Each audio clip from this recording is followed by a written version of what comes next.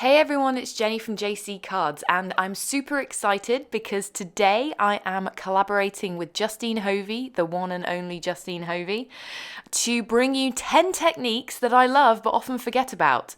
So I've got 5 to show you in my video. Justine, if you head on over to her channel, which I've linked in the description box below, she has 5 techniques to share with you as well.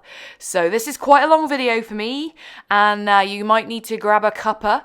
But I'm going to show you how I made all of these cards. They feature 5 different techniques and it's 6 cards. So this first technique is I call faux watercolor. It gives a watercolor look, but without having to break out the paintbrush and watercolors. It's super simple. You just need a stamp set that is solid. So the images, as you can see in this vase fillers from Altenew, they are solid, kind of almost silhouette looking stamps, and these are the best for this technique.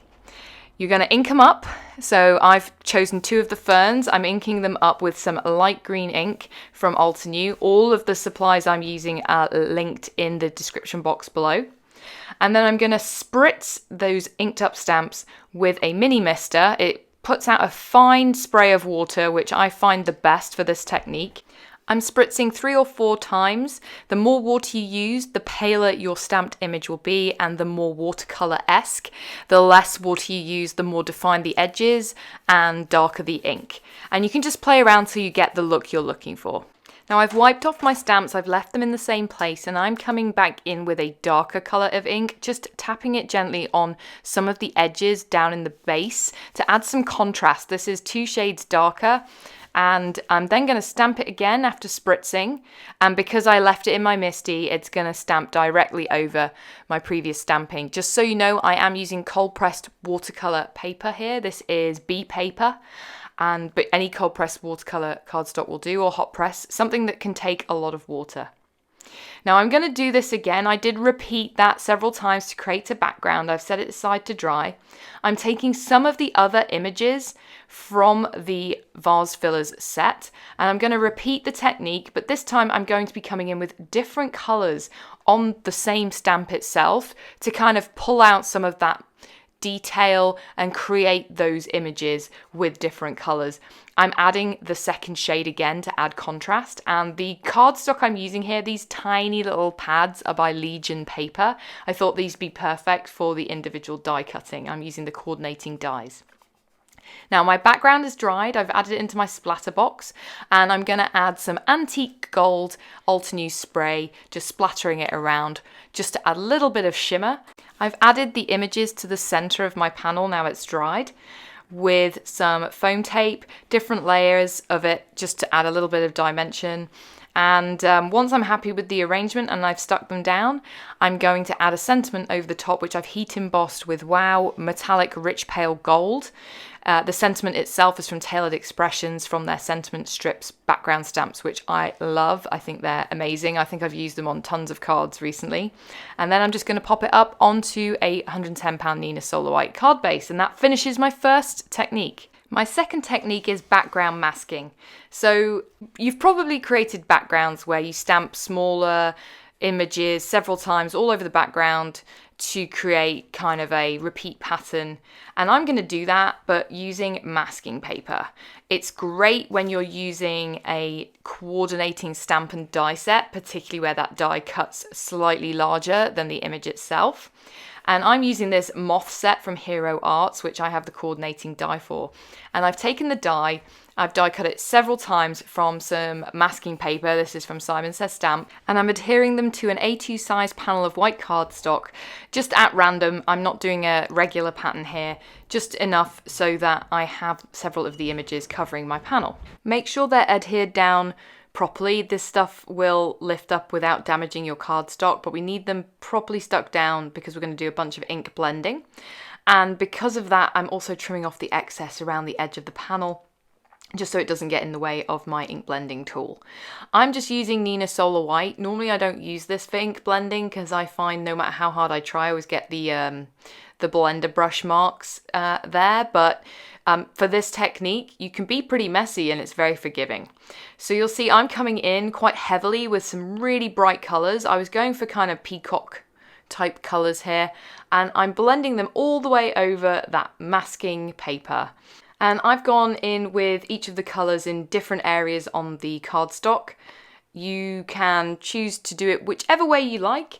The main point here is I find the darker colours mean you get a nice stark, sharp white outline. As you can see when I lift off this mask, that's exactly what I've been left behind with. And then what I'm going to do is use black ink. I'm using the pigment ink Obsidian by Altenew, which I've recently started using instead of VersaFine Onyx Black, and it's really good. It's really good. I've had it for a while. I haven't properly used it. I always go for my VersaFine, but I think it was Amy Rice-Savvy kind of pointed out that little flip lid on the VersaFine Onyx Black is so annoying. I wish they'd change that. But so I've opted for the Obsidian from Altenew, and I'm really liking it. But I wanted to stamp the image that coordinates with that die inside the white silhouette that we've been left with, and you'll get this really cool kind of white outline. And this is going to create a one-layer card. And I'm stamping in black because it's a nice stark contrast to that blended background. But you could do heat embossing in gold or whatever floats your boat. And I've been using the Misty to make sure I get a nice clear impression for those main images. For these ones where they're just hanging off the edge, I've pulled it out of my Misty. I'm using an acrylic block just to line it up. It's a bit easier to stamp. And this is a quick look at the finished piece. I'm going to keep this really simple. So I've got another one of my Tailored Expressions sentiments that I've trimmed out. This is heat embossed in Wow Metallic Silver onto black cardstock. And I just really like that sentiment with the moth. It's sort of cool to me. So my technique number 3 is shadow stamping. I'm going to use this Botanicals set, another one from Altenew, to show you how to do this. You're probably familiar with this technique. It is an oldie but a goodie. And I had fun playing around with this again. So the trick here is to get a really nice, good, juicy white pigment ink. My favourite white pigment ink is the Simon Says Stamp one. I have tried the Hero Arts one. I know that is a firm favourite of many people's. I prefer the Simon one, and I find it stayed juicy a long time, and I've used it many times. I haven't needed to re-ink it, so that's one of my favourite white pigment inks. I'm using the main leaf from the Botanicals, and I'm stamping it twice each time. I'm using my Misty just to make sure that I can stamp it twice in that white pigment ink onto some Nina Desert Storm cardstock, so it's craft cardstock. And I'm then going to make sure that that white pigment ink is good and dry. So I'm using my heat gun just to make sure that it's completely dried before this next step. So I'm using that stamp again from the Botanicals set. It's the same leaf set that I used to stamp in white. I've lined it up over the original white stamping and then slightly offset it, no more than a couple of millimeters. And then I'm going to ink it up in a bright dye ink. It doesn't really matter what colour you go for here. The point is that where it overlaps with the white pigment ink, it's going to show its true colour. Where it overlaps with a different coloured cardstock, here we're using craft, it's going to be a bit of a different colour. And it lets you show the true colours of the dye inks onto different colours of cardstock, which normally if you tried to stamp these directly onto craft, they would look a little different.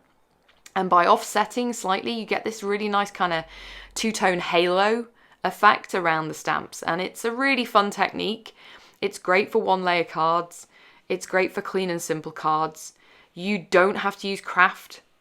You could use any kind of coloured cardstock. You could try it with dark blues, see what you can come up with. That base of the white pigment ink means that your dye inks are going to show up. If you don't dry the white ink fully, you're going to end up with a little bit of a squidgy mess. Ask me how I know. So just make sure that white pigment ink is nice and dry before you add your colour. Now I'm coming in, this is actually a slightly layered stamp set, and there's like a layer of dots that will line up with those leaves. So I wasn't going to do this, and this isn't really part of the shadow stamping, but you can come back in with that layered stamp, and you can do this with other layered stamp sets as well if you use the first layer as white pigment.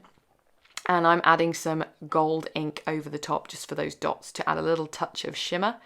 And then I stamped the sentiment in the center. So this is pure one layer card, and it's really fun to try with your layered stamps. Give it a go. So my fourth technique is stamp kissing.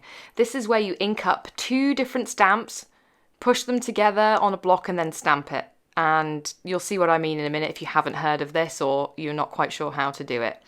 I've chosen this ornate background from Simon Says Stamp. And I find the trick with stamp kissing is to go for one super detailed stamp and one solid stamp. So I'm using Leave Me in Paradise. These are the leaves from Catherine Pooler Designs. You also want your detailed stamp to show up against the solid stamp when you stamp it fully onto your panel. So for that reason, I'm using one light ink and one dark ink. I've got the dark ink on the detailed stamp.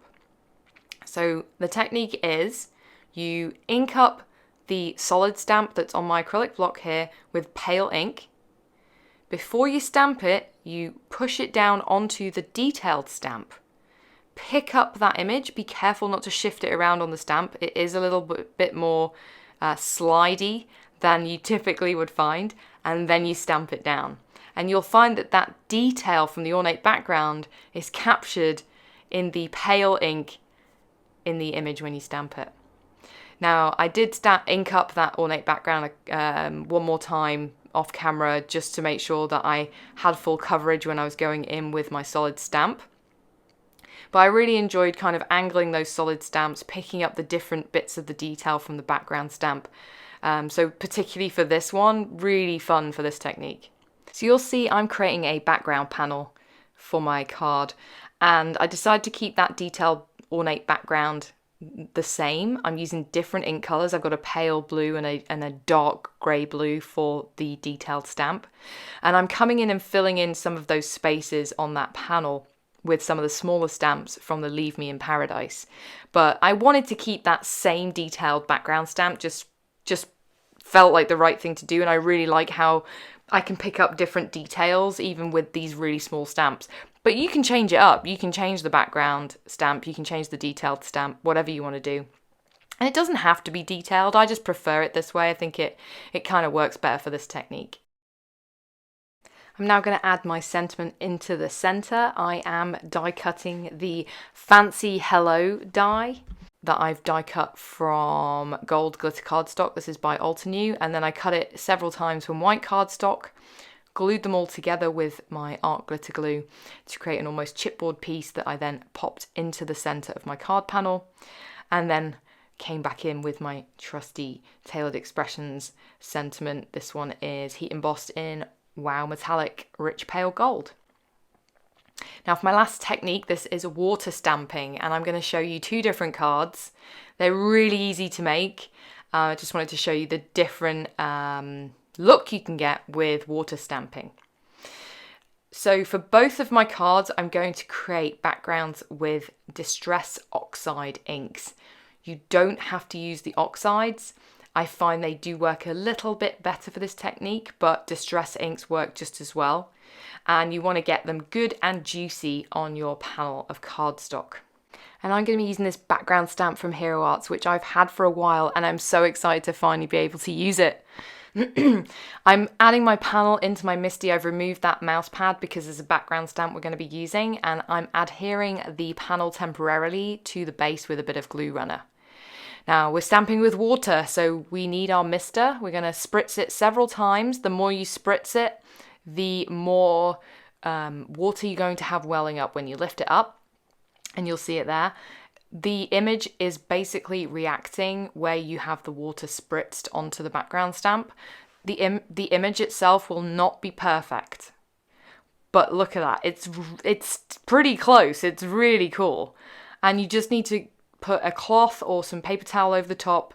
Don't rub it, but just dab up that excess. I'm going to show you this again. I'm using 3 different Distress Oxides this time, and I've dispensed with the blending. I've run out of time and patience. I'm just going straight to the paper. That's more because I wanted to keep it really juicy, and you don't have to do that. You can use blender brushes. I don't know what came over me. But this is super juicy, so you saw I left a little bit of a fingerprint. It does fade away. I'm using this exotic garden stamp from Altenew. And it's not a background stamp, but it does cover a background. So I thought it would be a good one to use. It's also super detailed, so I wanted to see how that would also work with this panel. And I've spritzed it with water like we did before. And you can see that outline is coming through. Actually, if I dried this panel, it would become a lot more kind of clear. But I decided to go in with another couple of spritzes of water. I am using the mini mister just to keep it a fine spray. I don't want loads of blobs of water over my stamp. Otherwise, I'm going to get, a very rough image. If that's the look you're going for, great. But I wanted to try and get it as detailed as I could, just using the water. So you can just about see it. It's hard to see there, but I wanted to use that excess leftover Distress Oxide that was remaining on the stamp. So I stamped it down. It didn't quite show up, so I spritzed it again. And lo and behold, just give it a little bit of elbow grease, it's stamped. And you get this really nice ombre look. I'm using Nina Solar White there. It's not watercolor cardstock. So it will form my card base, and you'll see in a second how that's going to work. So I'm going to die cut that first stamping with the Mega Hello from Altenew. And I like this die. It's going to give me my sentiment with enough solid image space on that die cut to show that stamping. And what I'm going to do is line it up against the second stamping, so that water stamped image lines up with the Distress Oxide image on the card base. And I'll give you a close-up of this in a minute, but you'll see I'm just wiggling it a little bit just to line it up, and it fits perfectly. For the sentiment, I'm going to stamp the Lovely from the Mega Hello and Thanks stamp set by Altenew in black ink, and then pop it up. And you can see here, close-up, how I've lined those up. It's almost like a water-stamped eclipse card. And as a finishing touch, I'm going to add some of these drops from Gina K. They're new to me. I think she brought them out a couple of months ago. They're really sparkly. I love them.